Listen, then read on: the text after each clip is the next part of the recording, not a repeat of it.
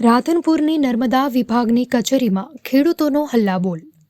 પાટણના રાધનપુર વિસ્તારમાં ખેડૂતો સહિત પશુપાલક વર્ગે નોંધાવ્યો વિરોધ।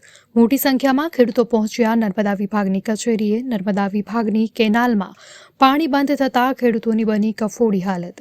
નર્મદા વિભાગ દ્વારા કેનાલમાં પાણી ચાલુ કરવાની ખેડૂતોની ઉગ્ર માંગ। રાધનપુર નર્મદા કચેરી ખાતે પોતાની માંગ સાથે પહોંચેલા ખેડૂતોને ઓફિસમાં કોઈ અધિકારી હાજર જોવા મળ્યા નહીં, તો બીજી તરફ અધિકારીઓની ગેરહાજરીમાં પંખા, ટ્યુબલાઇટ ચાલુ જોવા મળતા વીજળીનો વેડફાટ જોવા મળ્યો। નર્મદા વિભાગની કચેરીમાં અધિકારીઓની એક તરફ બેદરકારી સામે આવી છે, કેમ કે અધિકારીઓની ગેરહાજરીમાં ઓફિસના પંખા સહિત લાઇટ ચાલુ જોવા મળ્યા છે।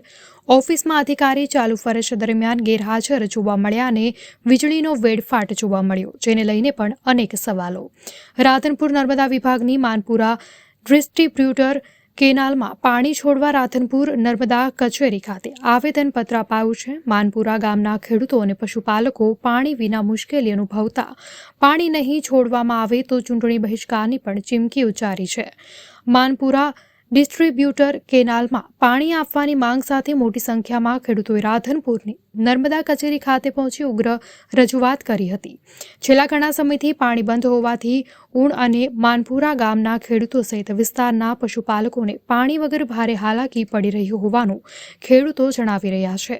હાલ જ્યારે ઉનાળાની કાળઝાળ ગરમીમાં પાણીની અછત જોવા મળતા વિકટ પરિસ્થિતિનું નિર્માણ થયું છે, ત્યારે પાણીની માંગ પૂરી કરવામાં નહીં આવે તો લોકસભાની ચૂંટણીનો બહિષ્કાર કરવાની ચીમકી ઉચ્ચારવામાં આવી છે।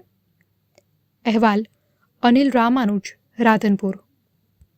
ચૌધરી લક્ષ્મણભાઈ મેઘાભાઈ મોહનપુરા ઓળનો રહેવાસી છું અને નર્મદા ઓફિસ રાધનપુર ખાતે અમે પાણીની માગ માટે આવેલા છીએ। છેલ્લા 15 દિવસથી અમારે પાણી બંધ હતું। 31 તારીખથી હાવ બંધ કર્યું છે।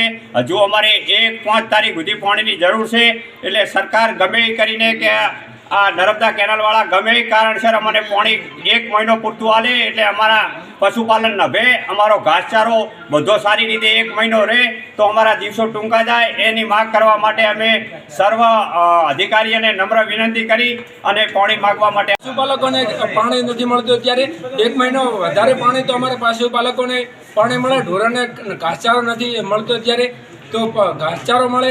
અત્યારે અમે ઓફિસે આવ્યા, ઓફિસે તો કોઈ છે નહીં, રેઢા પંખા ચાલુ છે, ઓફિસે કોઈ અત્યારે છે નહીં, અને અમારા પશુપાલકોને કોઈ માર્ગ સ્વીકારતું નથી। કઈ ઓફિસે આપ્યા? રાધનપુર નર્મદા। એટલે અત્યારે અમારે પશુપાલકોને કરવું શું?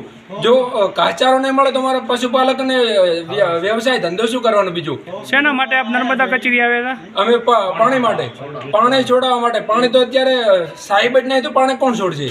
એટલે અમારી માગે પૂરી કરો। અને અમને બસ અત્યારે તો 100 ખેડૂતો આવે છે, 500 જેટલા તો અમારે ગામમાં પડ્યા છે।